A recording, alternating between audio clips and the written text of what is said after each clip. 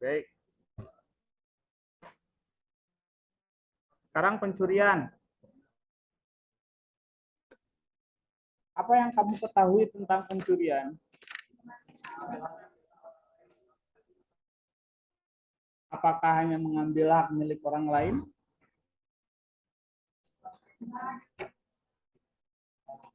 Gimana? Ya, maksudnya kalau mengambil hak milik orang lain, kamu ngambil HP temanmu, udah kena pencurian. Kalau kamu yang bilang mengambil hak milik orang lain. Iya, kamu pinjem. Pinjem. Itu ngambil apa bukan? Ngambil. Kalau tadi yang kamu dikatakan mencuri adalah mengambil hak milik orang lain, itu kamu berarti mencuri dong, bukan minjem. Tanpa izin.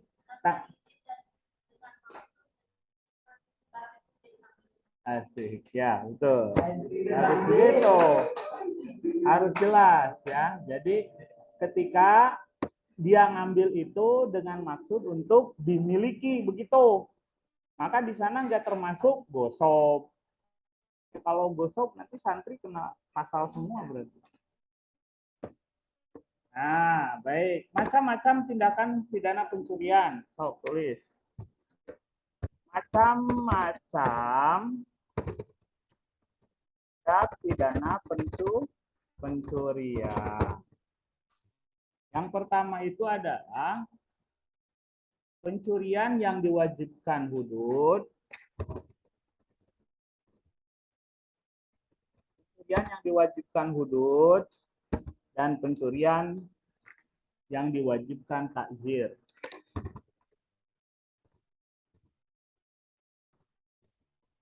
Yang diwajibkan. Jadi intinya adalah tidak semua pencurian itu harus dipotong tangan, paham? Jadi jangan kira, ini kok sadis banget agama Islam nih, dikit-dikit potong tangan, mencurinya sedikit potong jari, yang enggak gitu.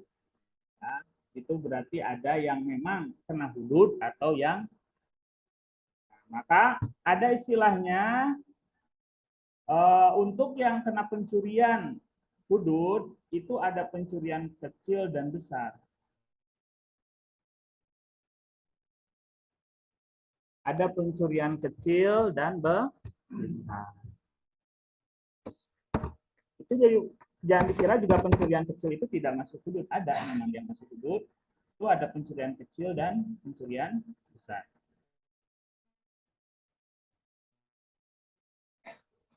Jadi kalau pencurian kecil itu harus mengambil harta tanpa sepengetahuan dan kerelaan.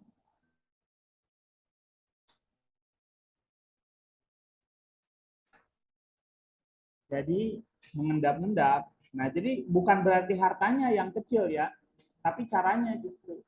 Yang kecil itu adalah pelaku mengambil harta tanpa sepengetahuan dan kerelaan korban. Pelaku mengambil harta tanpa sepengetahuan dan kerelaan korban. Kalau besar berarti gimana? Kira-kira gimana menurutmu kalau pencurian besar? Pencurian besar itu ya betul kayak rampok tuh. Dia itu diketahui oleh pemiliknya sehingga untuk mendapatkannya melakukan pemaksaan. Jadi tadi tulis mengambil harta dengan sepengetahuan korban dengan cara kekerasan dan tidak disertai kerelaan korban. Dengan cara apa? Kekerasan dan tidak disertai kerelaan korban.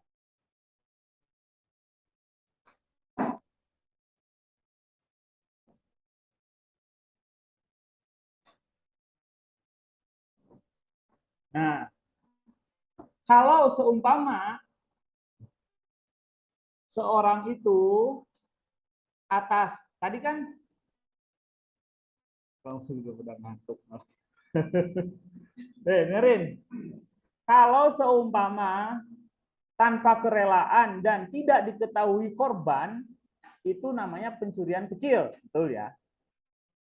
Diketahui korban dengan kekerasan, pencurian besar. Kalau diketahui korban tanpa kekerasan, apa jadi?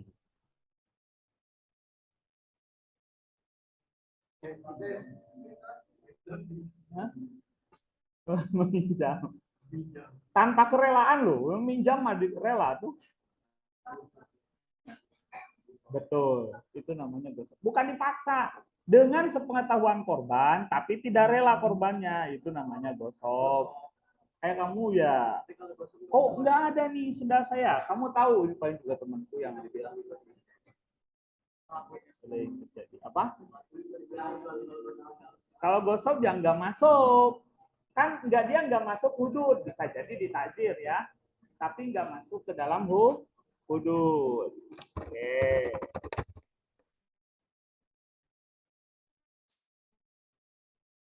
Ini ada 3 macam. Kemudian pencurian yang hukumnya ditakzir.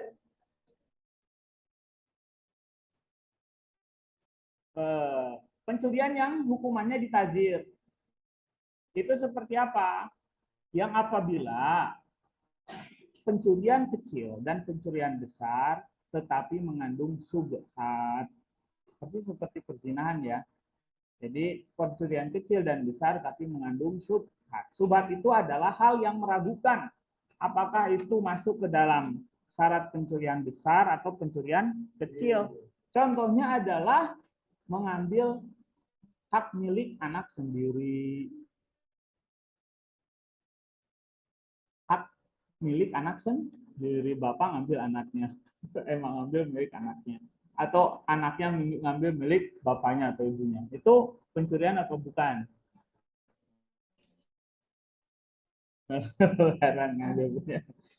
Nah, maka di sini itu tidak perlu dihudud, tidak masuk kategori hudud karena ada subhat. Ketika dikatakan milik orang lain, loh, kok milik orang lain? Itu kan milik bapak saya. Emang bapak saya bukan bapak sendiri, kecuali bapaknya orang lain. Kecuali bapaknya orang, itu berarti orang lain. Kalau ibu sendiri ya nggak orang lain tuh. Itu saudara namanya.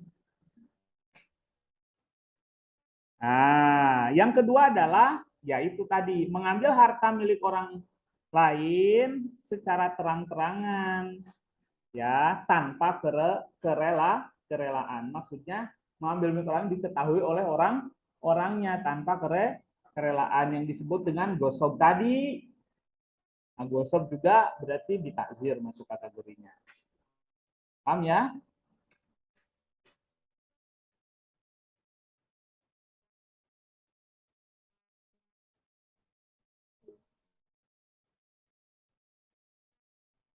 Nah, jadi ikhtilas, gosok gitu ya, atau merampas gitu.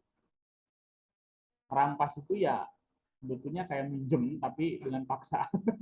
Sini, nah, gitu. Itu merampas kan namanya. Bukan dia mau jual juga, bukan. Tapi kalau dia maksudnya mau jual gitu, itu bukan merampas, namanya merampok. Paham nggak sih? Itu namanya merampas atau gosok atau ikhtilas. Maka itu ditakzir. Baik. Unsur-unsur tindak pidana pencurian. So, tulis apa aja unsur-unsurnya.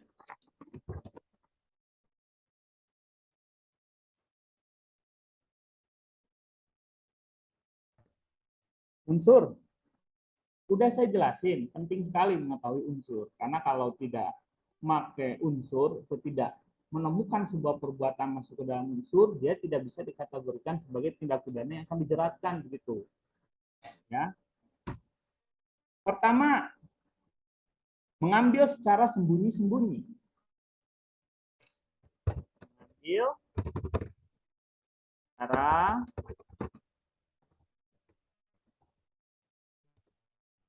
sembunyi-sembunyi. Ini untuk tindak pidana pencurian kecil berarti ya. Ya intinya itu tanpa sepengetahuan korban gitu. Nah, gosok juga sebetulnya itu kan tanpa sepengetahuan korban biasanya. Problemnya adalah dia korban tahu Allah paling juga. Nah, itu. Cuma kalau sampai wilayahnya itu tidak kembali-kembali ya mencuri. Kembali-kembali ya masuk kategori mencuri karena orang tersebut kan dia tidak yakin akhirnya bahwa temannya itu akan mengembalikan atau tidak. Nah, gitu ya. Nah, kemudian mengambil secara sembunyi-sembunyi juga mengandung 3 syarat ya. Pertama, mencuri harus mengeluarkan barang yang dicurinya. Aslinya nggak perlu disebutkan yang namanya barang kan yang tentu harus dikeluarin dulu ya. Kalau enggak ya itu berarti enggak. Maksudnya ini di buku begitu disebutnya. Syaratnya dulu pencuri harus mengeluarkan barang-barang yang dicuri dari tempat penyimpanan. Ya memang begitulah. Kalau enggak sampai dikeluarkan, dia masuk ke rumah orang. Nah, kalau barangnya belum ada yang diambil, maksudnya itu belum masuk kategori mencuri. Ya berarti kategorinya ngintip gitu atau memata-matai kalau begitu ya. Kemudian barang yang dicuri dikeluarkan dari wilayah kekuasaan korban. Berarti harus sampai keluar rumah. Kalau masih di dalam rumah itu belum mencuri. Mau mencuri ketahuan duluan, digebugin. Nah, nggak berarti belum masuk unsur ini ya. Belum masuk karena ketahuan duluan. Bisa jadi mungkin kena takzir. Barang yang dicuri masuk ke dalam kekuasaan pencuri. Maksudnya sudah masuk ke tas, keluar rumah. Nah, itu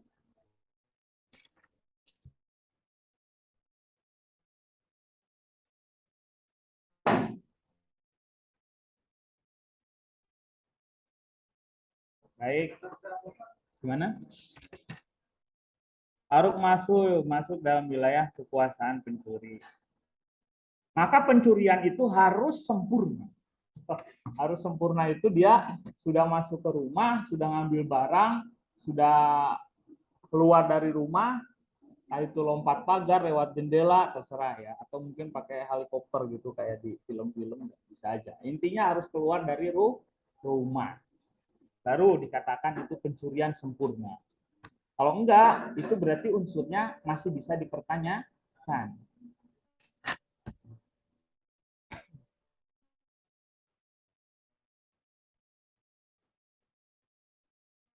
Meskipun sebetulnya ada perbedaan mazhab ya, seperti biasa. Perbedaan mazhabnya seputar ketika dia hudud itu tidak harus hartanya keluar dari rumah atau kekuasaan pemilik ya. Jadi menurut ulama Zahiriyah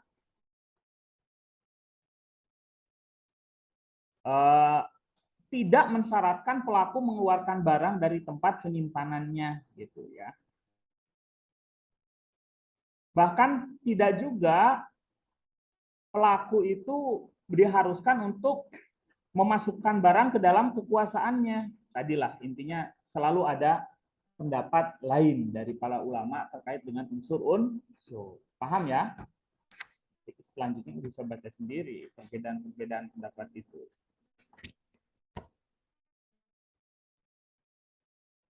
Nah, pengambilan juga sebetulnya ada langsung dan tidak langsung. Kemudian contoh seperti masuk ke tempat pencurian membawa barang itu langsung. Kemudian yang tidak langsung itu mengambil barang tapi disimpan dulu di tempat yang lain. Itu namanya tidak langsung.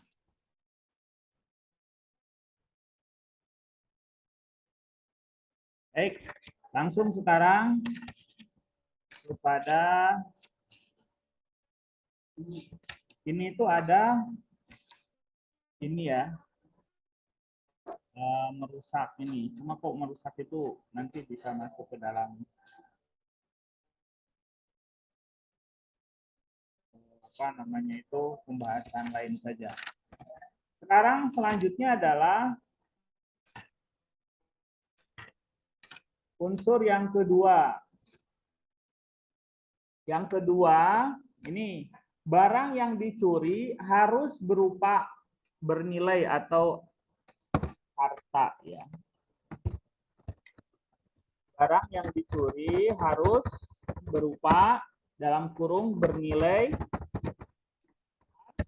harta. Emang yang diambil ada yang tidak bernilai harta? Ada. Maksudnya mungkin ember ya ada, mungkin kan bisa jual ember. Oh, pakaian dalam kan lumayan 1.000 tidak ada harga. Ya. Nah, nah mungkin ini sebetulnya ingat. Nah, ini sebetulnya akan menjadi perkembangan pemikiran terkait benda yang berupa harta, ya. Contoh, hak kekayaan intelektual. Itu kan dia nggak ngambil, cuma mengcopy. Paham nggak? Kamu buat karya, terus temanmu itu kan jiplak, itu kan nggak ngambil, karyamu kan tetap punya kamu, cuma dijiplak gitu. Nah, itu kekayaan intelektual itu masuk ke dalam unsur ini apa tidak, begitu ya. Kalau intinya adalah bernilai, sebetulnya bisa saja masuk. Nah, dulu problemnya kenapa harus harta? Karena yang bisa dicuri itu tidak hanya harta dulu, tetapi budak juga bisa dicuri orang. Oh, itu namanya diculik ya. Bukan dicuri, ya berarti orang itu juga bisa diculik dulu itu. Namanya apa namanya? Budak gitu ya.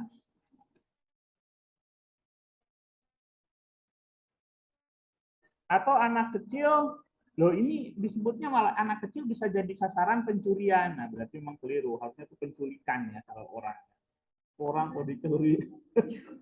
Dulu memang bisa karena konsepnya budak kan. Saya punya budak berapa itu ya.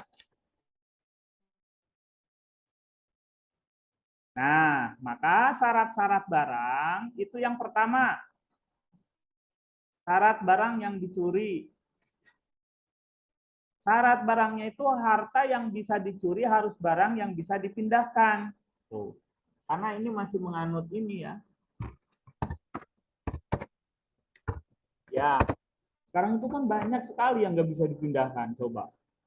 Kayak apa namanya itu, tapi kan ditransfer juga aslinya dipindahkan bisa ya. Bisa pindah nomor rekening maksudnya. Tidak harus pindah dompet saja, tapi pindah nomor rekening juga bisa gitu ya. Cuma sistem sekarang ya harus dipastikan karena konteks dulu dan sekarang itu sudah berubah. Harta yang dicuri harus bisa dipindahkan. Nah, dan ingat, barang yang bisa dipindahkan harus bersifat material seperti uang, kayu, dan lain sebagainya. Besi, benda cair, air, dan sebagainya. Nah, ini kan kitab ini dikarang udah berapa puluh tahun yang lalu ya. Untuk kekinian saya kira harus ada pemikiran ulang. Sekarang kan ada kripto, ada dompet-dompet yang digital ya. Ada trading bisa, terus apa itu? Kamu suka ini nggak apa reksadana terus saham yang kayak gitu kan harta, tapi bentuknya kan nggak kelihatan kita ya. Nah, itu harus ada kajian tersendiri. Tapi dari sekarang kamu udah harus mulai kreatif tuh. Yang penting jangan ketipu aja sama investasi bodong. Tapi bahwa sekarang sudah mulai berwirausaha dan wira swasta itu baik ya. Daripada dipakai jajan, jajan lah. Untuk main game, nah untuk tubuh ini investasi ya. Kemudian syarat yang kedua, hartanya itu harus barang yang berharga atau bernilai. Pertama harus bisa dipindahkan, yang kedua adalah harus bernilai. Harus bernilai maksudnya adalah jadi ada harga mutlak. Nah, cuma maksudnya yang menjadi pertanyaan adalah harganya itu tidak bersifat relatif.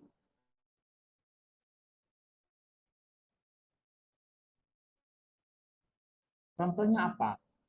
Contoh yang mencuri itu mencuri babi dan minuman keras. Bagi kita kan buat apa ngapain juga siapa yang mau babi sama minuman keras? Kamu paham gak sih maksudnya? Pencuri ini berkaitan dengan harta itu bernilai atau tidak gitu loh. Ada yang mencuri babi sama minuman keras. Lah itu tidak bisa ditazir. Kenapa? Karena bagi orang Islam babi sama minuman keras itu ya tidak bermanfaat. Cuma bukan berarti jadi inspirasi. Oh ini ya bukan gitu juga. Kamu nggak kena hukum Islam, kenanya ya KUHP sama aja. Ya. Ya ini intinya begitu di sini itu ya. Jadi kenanya ini.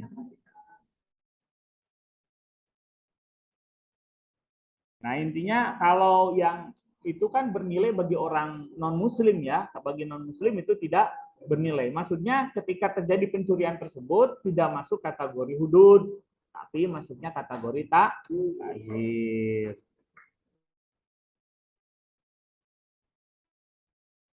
Nah, kemudian hal-hal yang berkaitan dengan punya nilai itu menurut Abu Hanifah memang agak sedikit susah kalau selalu berkaitan dengan nilai. Nah, maka menurut ulama yang lain itu barang bukan mempunyai nilai tapi mempunyai kehormatan. Karena barang itu kalau punya nilai justru dia tidak harus mutlak biasanya. Contoh nyuri mobil dulu dan sekarang beda harganya ya. Jadi ada penurunan kualitas gitu. Nah, itu kan bersifat relatif. Menurut Abu Hanifah tetap, tapi menurut yang lain itu yang punya kehormatan.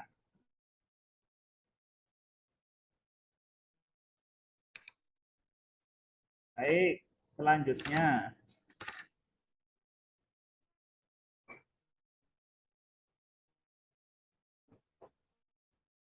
Nah, maka beberapa hal yang menjadi ini eh, perbedaan pendapat itu terkait nilai ya. Berarti tadi unsur-unsur tadi itu selalu ada perbedaan pendapat para ulama berkaitan dengan apakah itu bernilai ataukah harta itu berkehormatan dan sebagainya. Itu bisa kalian perdalami sendiri, tapi secara umum sudah memahami. Syarat ketiga, harta yang dicuri harus berada di tempat penyimpanan.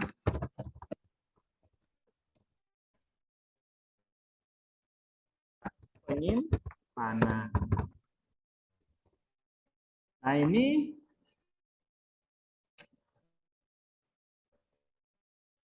jadi ini mengecualikan contoh kamu nemu jam di sini, oh ambil A gitu. Nah itu padahal yang luka naruh orangnya itu akan diperdebatkan terkait dengan harta itu betul-betul menjadi harta yang berharga sehingga disimpan di tempat penyimpanan atau bukan. Ini mengecualikan ketika saya tinggalan dompet di sini, wah kebetulan nih gitu. Nah itu kan bukan bukan berarti di tempat penyimpanan. Bisa jadi dia tidak masuk ke dalam unsur hudud begitu. Paham yang maksudnya? Itu ya. Tapi kalau sengaja mencuri mah mungkin masuk ke dalam kategori taksir. Ya, boleh.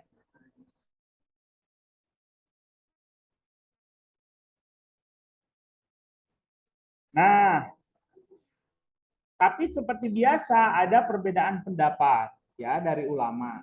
Menurut Zahiriyah ya tidak perlu harus ada di tempat penyimpanan selama harta itu masuk ke dalam nisab atau angka yang memang dikategorikan pencurian, dia berarti tetap harus di hudud masuknya bukan taksir.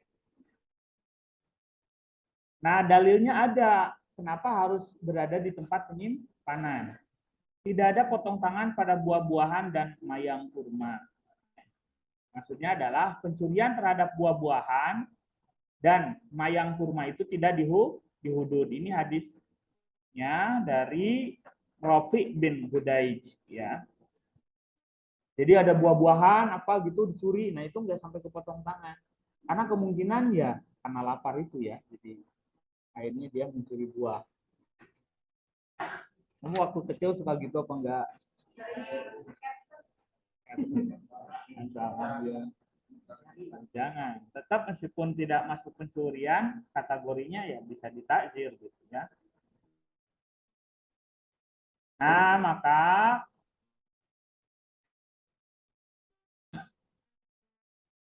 Harga ya, jadi intinya adalah ketika harta itu di luar penyimpanan, yang amannya kalau selama tidak masuk apa namanya itu nisob tidak apa-apa, tapi kalau sudah masuk nisob ya tetap saja harus hati-hati karena dia masuk wilayah hudud. Nah, pendapat ulama itu ada yang wajib di tempat penyimpanan, yang lain zahiriyah tidak perlu selama hartanya masuk nisob mau di tempat penyimpanan atau di luar sama masuk kategori pencurian ya. Nah, jadi di sini nisob itu harga baju zirah dan sebagainya dapat uang. Kemudian sebetulnya yang harus dipahami ada dua macam tempat penyimpanan. Disimpan karena berada di suatu tempat atau karena dirinya sendiri, juga ada tempat penyimpanan karena ada penjagaan atau karena faktor lain. Nah, itu juga sama intinya. Yang sendiri atau ada penjagaan. Yang kalau sendiri itu ya kita pakai apa namanya itu kotak pengaman begitu, berangkas dan lain sebagainya. Kalau lemari termasuk mungkin naruh di bawah bantal ya atau di bawah kasur. Mungkin sudah tidak mengalami ya orang-orang tua dulu itu biasanya begitu. Nenek saya itu masih suka nyimpen uang di bawah kasur atau di bawah bantal. Kalau mau jajan juga bisa.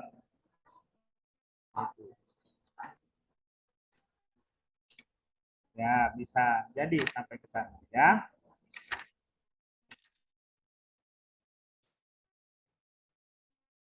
Nah ini adalah eh, berapa permasalahan.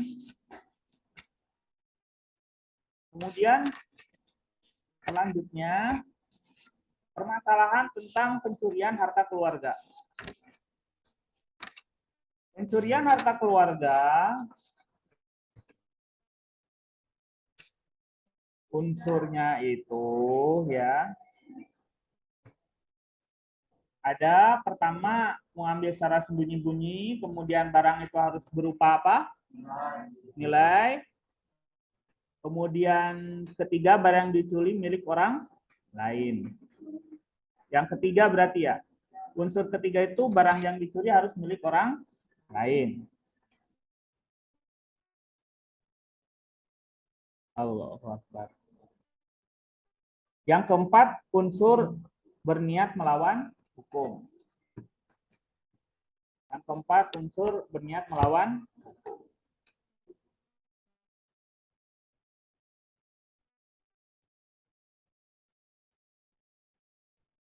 Nah,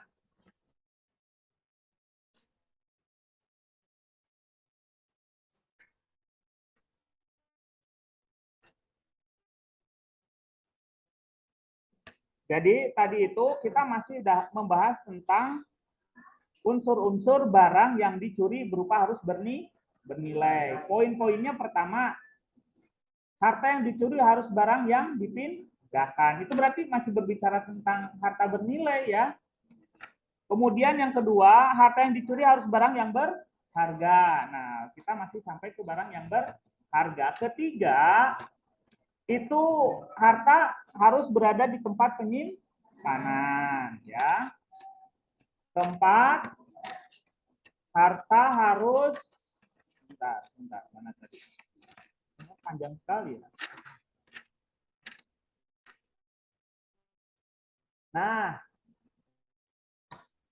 kemudian harta harus sampai kepada nisob. Yang keempat, harta harus sampai kepada nisob. Ini masih berbicara masalah harta yang bernilai loh ya. Harta harus mencapai nisob. Nah, sekarang itu berapa sih nisobnya? Jadi baju zirah itu bernilai 3 dirham. Nah ini kan hadisnya tadi bahwa yang namanya nisob itu kalau dipotong tangan harus seharga baju zirah. Baju zirah itu 3 dirham, 1 dirham sekarang berapa? Ada yang tahu? Sama, saya juga nggak tahu itu. Karena mungkin sudah ada apa namanya, perubahan harga dong. Masa dari dulu segitu-gitu aja, dolar aja naik turun kok. Ya ini termasuk, tapi mungkin dirham kan harga emas tetap, dirhamnya tetap, tapi harga yang menghargainya yang berubah begitu ya. 3 dirham, 1 dirham berapa?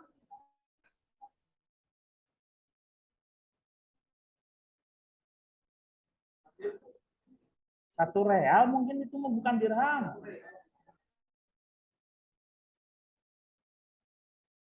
Dalam riwayat dikatakan nilainya 3 dirham. Bahwa beliau memotong tangan pencuri baju dia yang bernilai 3 dirham. Ya, Rasulullah memotong tangan pencuri dalam pencurian 1/4 dinar. 1/4 dinar itu berarti 3 dirham. Berapa? 4.000 ya 1 dirham itu, betul. Berarti 12.000 ya. Potong tangan loh. Ya, ya gimana? Begitu kok. Nah, dalam riwayat lain ini jelas kok. Ngerin. Riwayat lain itu jelas. Tidak dipotong tangan pencuri kecuali dalam pencurian 1/4 dinar atau lebih. 1/4 dinar itu sama dengan 3 dirham. Ayo dibolak-balik. Gue tetap 3 dirham nanti nama. 1 dirham 4.200, 12.000 dipotong tangan. Jadi nggak selesai tik anu asup apa ya emang di dena itu. Tangan seorang pencuri dipotong dalam pencurian 1/4 dinar. 1/4 dinar berapa? 3 dirham. Jadi ditanyakan kepada Isa berapa harga baju zirah, yang menjawab 1/4 dinar. Nah maka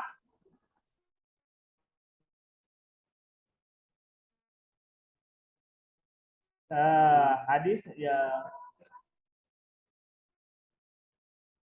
ini berbeda ya bagi Khawarij. Tapi intinya itulah berapa?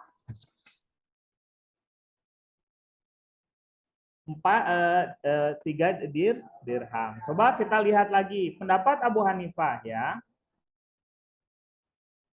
Perbedaan pendapat, tenang. Masih ada banyak perbedaan pendapat.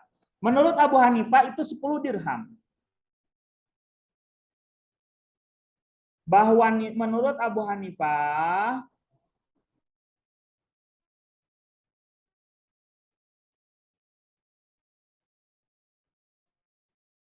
ini kita mengambil yang lain karena Imam Malik, Imam Hambali, Imam Syafi'i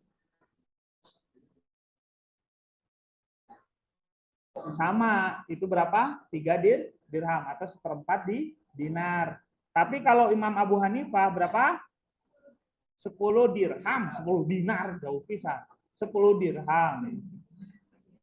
Berarti sama dengan 1 dinar. Gitu. Mau paham dinar? Dinar itu emas, dirham itu perak. Dinar ya. Kamu jangan paham hanya dinar candy ya. Ini beneran. Jadi baik itu ya.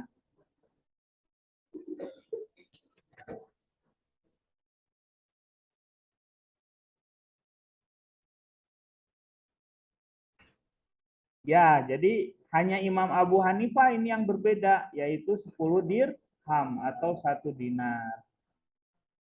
Ini didasarkan pada ijma, kata Imam Abu Hanifah. Karena ada banyak perselisihan terkait harga itu, ya, maka muncullah ihtimal ataupun kemungkinan untuk mewajibkan potong tangan atau tidak. 1 dirham 4.000, begitu ya. 1/4. Ya, kalau memang kamu dapatnya begitu ya Ya benar berarti. Ya, benar. Betul. Betul berarti sudah. Makanya kamu jangan hati-hati ya. Hati-hati. Baik, sekarang unsur yang ketiga. Unsur pertama mengambil secara sembunyi-sembunyi. Unsur kedua, barang yang dicuri harus berupa nilai harta. Nah, sekarang tadi kan bahas tentang barang yang dicurinya, ya. Nah, sekarang yang ketiga unsurnya barang yang dicuri milik orang lain. Barang yang dicuri milik orang lain.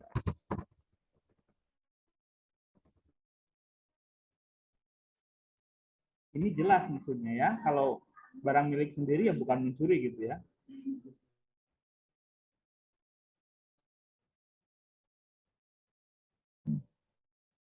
Nah, yang jadi permasalahan adalah perbedaan pendapat, ya.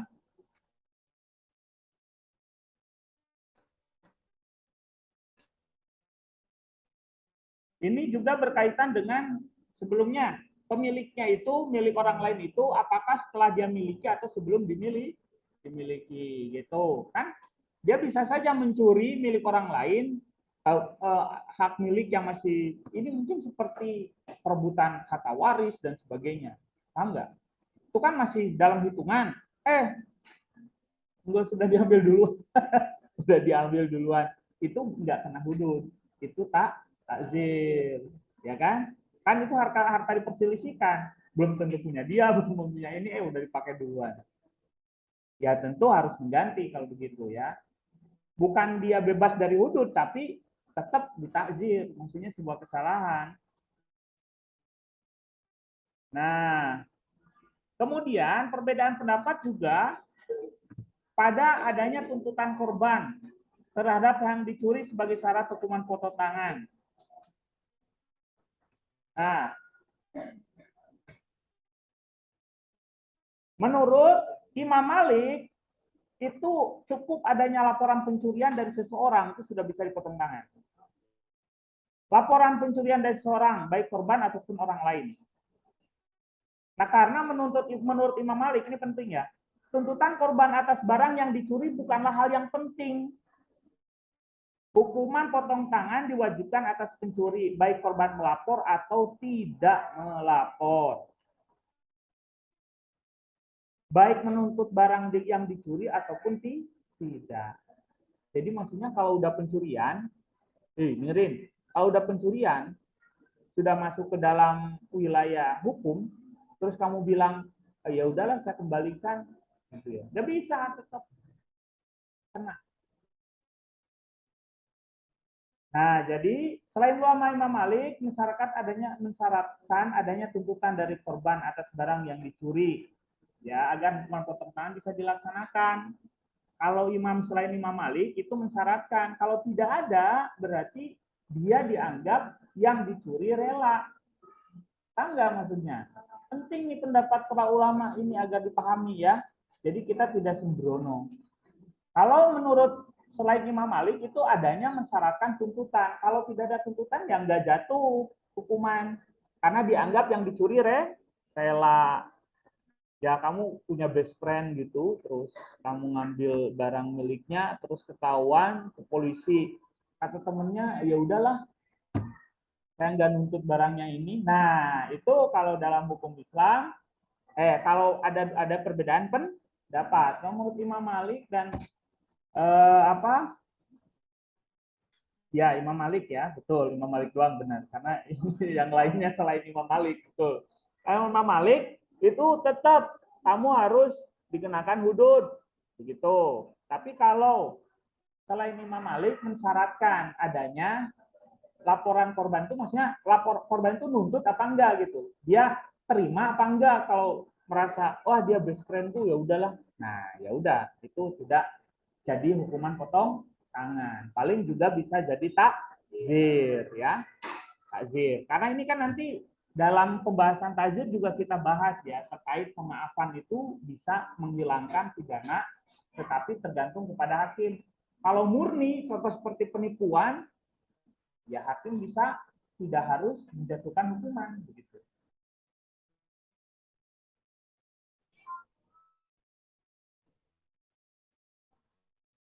Baik.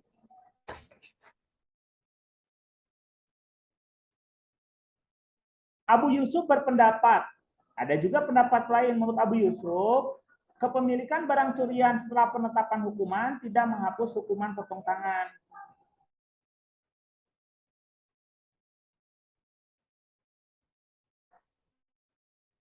Nah, apa yang saya katakan betul, karena sesuai dengan hadis. Saya agak lupa, meskipun sebetulnya sesuai. Jadi, ketika ukurannya adalah laporan masuk. Nah, Abu Yusuf berpendapat apabila setelah divonis dia tidak bisa, meskipun si bukan si pencuri, si korban itu mengatakan rela atas barangnya, nggak bisa, karena kalau setelah hukuman ditetapkan tetap harus hudud. Ini berdasarkan sabda Rasulullah. Wahai Rasulullah, sungguhnya saya tidak menghendaki ini. Ini ketika Sofyan ya, itu apa namanya itu dicuri barangnya. Kemudian Rasulullah memerintahkan untuk memotong tangan si pencuri. Sofyan berkata, wahai Rasulullah, sungguhnya saya tidak menghendaki ini. Pakaian tersebut menjadi sedekah baginya. Paham?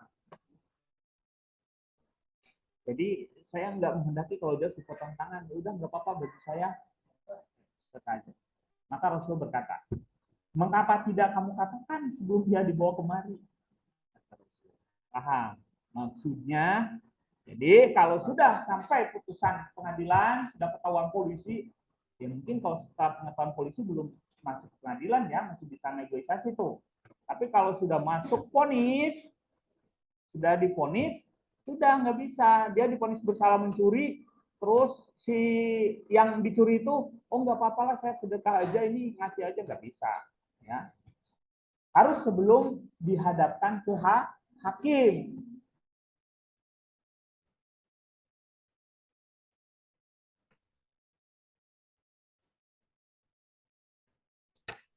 Nah gitu ya. Kemudian yang keempat apa?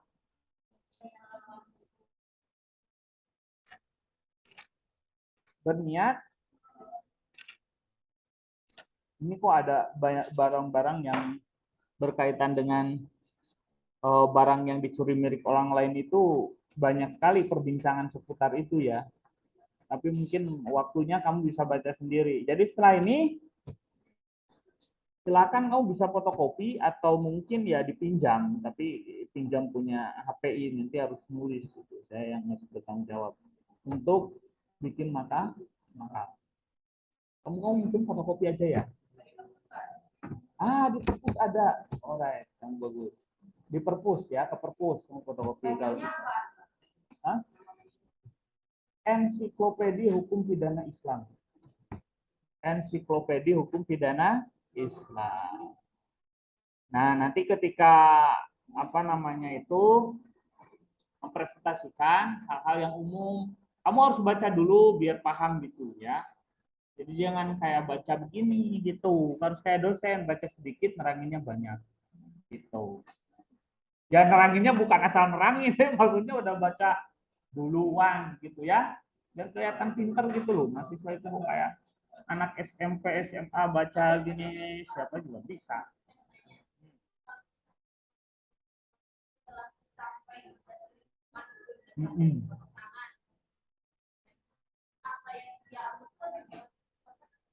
Nah, tadi tergantung tuntutannya. Tuntutan dari korban untuk dikembalikan, dia tetap harus dikembalikan. Tapi kalau tuntutannya dari seorang yang ini merasa cukup dengan potong tangannya, maka cukup dia dipotong tangan. Ya kan tadi yang kata apa namanya, bisa sebelum pengadilan, sebelum masuk pengadilan, sebelum diproses. Kemudian juga itu kan menjadi apa namanya itu perbedaan ya. Menurut Imam Malik nggak ada urusan. Kalau untuk menurut ulama lain enggak, harus ada tuntutan. Kalau ada tuntutan, ya. Kalau tidak ada tuntutan, tidak perlu dia. Nah, begitu ya.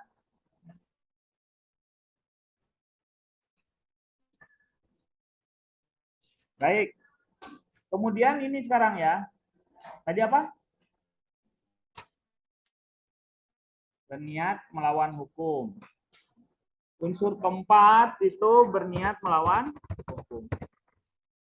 Maksudnya apa coba berniat melawan hukum?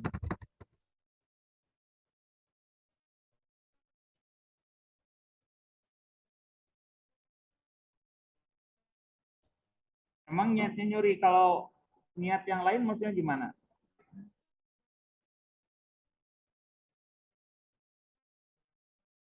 Jadi intinya berniat melawan hukum itu orang yang melakukan tindak pidana tahu bahwa perbuatannya adalah melawan hukum, kan mengecualikan orang yang gila, orang yang apa namanya itu masih kecil itu keluar dari sana. Kemudian juga ini mengecualikan terhadap barang-barang yang masih diperselisihkan kayak tadi. Jadi masih diperselisihkan itu kan dia masih bertanya-tanya nih, ini milik saya apa bukan. Tapi di antara ciri-cirinya melawan hukum itu ya secara sembunyi-sembunyi atau ya secara zahir tapi dengan paksaan. Tuh.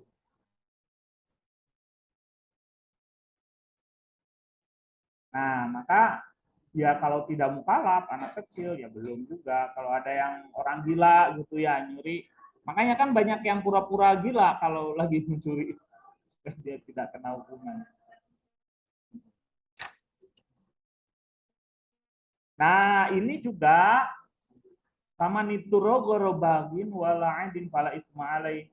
Dan keadaan sangat terpaksa. Dia tidak makan sudah berapa hari gitu ya. Kalau nggak makan, ya kalau nggak makan ya mati maksudnya. Akhirnya mencuri. Nah, di masa paceklik ketika itu pada zaman Umar dulu ya. Maka tidak dikategorikan masuk ke dalam hudud dengan alasan ya sangat membutuhkan. Harus lihat-lihat juga gitu. Kalau ada yang ngutil coklat kasus kemarin, tapi orang yang punya ya tetap itu mah mungkin dia nggak membutuhin. Yang jadi permasalahan apakah kleptomania itu adalah penyakit atau bukan.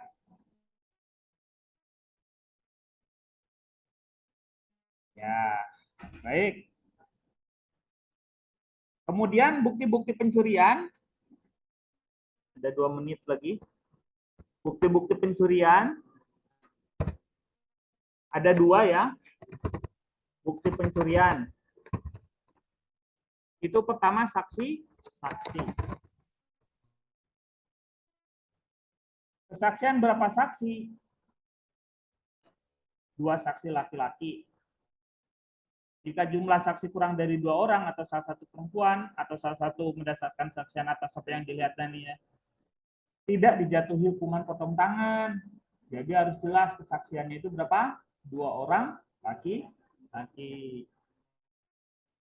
Seorang perempuan juga bisa. Juga bisa. Bandingannya 1 orang laki-laki itu 2 orang perempuan. Berarti harus 4 orang perempuan. Kenapa gitu? Nah, ini pertanyaan yang bagus. Jadi, begini ya. Tuh, malah bahas itu jadinya. Panjang lebar. Tentang namanya itu ada apa namanya istilahnya itu bukan ada namanya itu dalam asas Islam itu ya asas ketersalingan sebetulnya. Ketersalingan. Maka kita harus menggali sebab tadi. Kenapa begitu? Nah, kenapa begitu?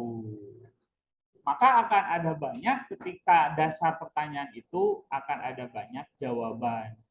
Jawaban yang konvensional, jawaban yang rasional, jawaban yang tekstual, jawaban yang kontekstual. Jawabannya sangat banyak sekali. Begitu ya. Kalau kenapa begitu, dari tekstualnya cukup dikatakan, lah teksnya begitu. Nah, itu jawaban tekstual. Ketika berbicara kontekstual akan beda lagi. Maka akan disesuaikan kenapa elatnya, sebabnya ini, itu, dan sebagainya. Akan ada banyak perbincangan. Ada yang mengatakan bahwa itu adalah ketetapan fala ta'taduha, maka jangan diotak-atik. 2:1 itu ya sudah memang dari sananya. Ada hadis yang mengatakan bahwa perempuan itu ya kurang akal, kurang ini ya, kurang agama, kurang akal. Bukan, kamu bukan astagfirullahaladzimnya, tapi di sisi lain kan ada ayat-ayat yang mengatakan bahwa laki-laki dan perempuan tidak berbeda ya, tidak berbeda dalam hal apapun, begitu ya. Yang Allah lihat adalah ketakwaannya, contoh. Nah, contoh seperti kurang akal, kurang agama itu kan zaman dulu ketika perempuan yang memang masih nomor 2, di mana Islam itu mencoba mengangkat derajat. Dari ada kata-kata itu jangan curiga dulu bahwa memang perempuan kurang akal ya. Sekarang coba yang jadi presiden kayak jadi yang jadi para pemimpin di sini kan lebih banyak perempuan kan. Yang jadi dosen juga gak hanya laki-laki kan, banyak juga perempuan.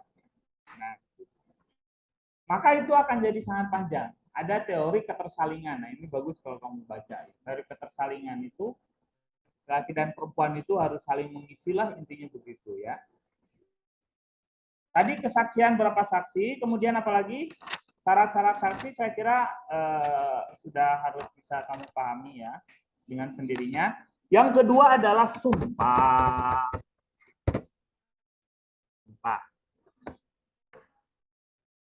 Nah, maka sekarang akibat terbuktinya pencurian.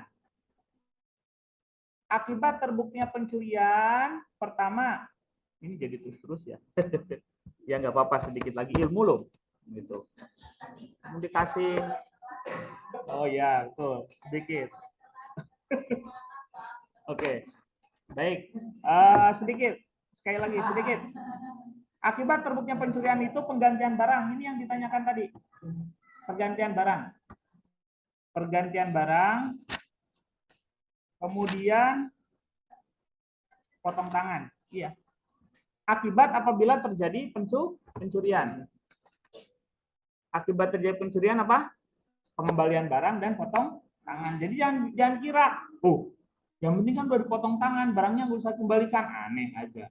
Ya tetap, kecuali tadi nggak dituntut sama orangnya. Tetap dikembalikan. Imam Abu Hanifah sepakat bahwa jika pelaku terbukti pencuri, ya wajib mengganti barang yang dicuri. Dan juga wajib dijatuhi hukuman potongan tangan. Ya. Tapi di sisi lain ada juga riwayat perbedaan pendapat lagi. Dalam Al-Quran itu dikatakan, ya tidak perlu ada ganti rugi. Ya.